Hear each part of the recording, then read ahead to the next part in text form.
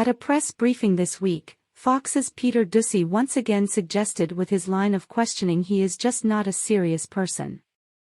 This time, he was pressuring John Kirby, who is now a communications official affiliated with the National Security Council, about work to examine the origins of COVID-19.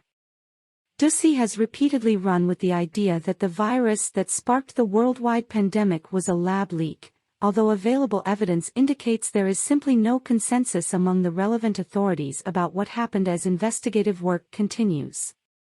Doocy, though, seemingly wants action that would amount to changing the foreign policy of the U.S. towards a major competitor on the basis of an unproven suspicion, the contours of which haven't even been fully defined.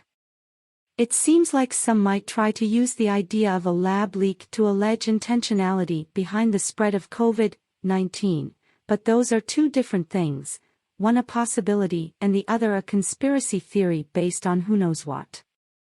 Doocy was specifically questioning the already dubious idea of a lack of substantial action from the president. But we've got the FBI director saying, most likely a potential lab incident, in Wuhan, Doocy said Thursday. If a foreign country came to the United States and killed 1.1 million Americans with guns, would the president just let that slide? What is Doocy trying to say? Anyway, Kirby replied as follows: nobody is letting anything slide.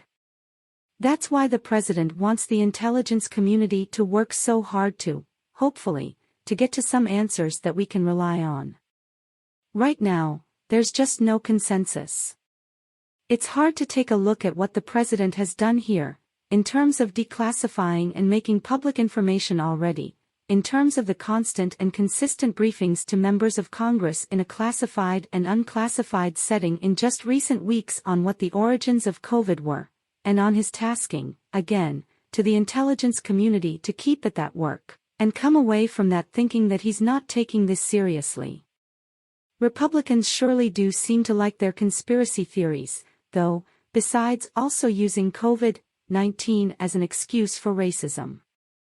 It's also notable to see them pick and choose when they're mad about the impacts of COVID-19, sometimes ignoring it all in favor of clamoring against even mild restrictions and other times trying to depict Biden as just letting hundreds of thousands of Americans preventably die.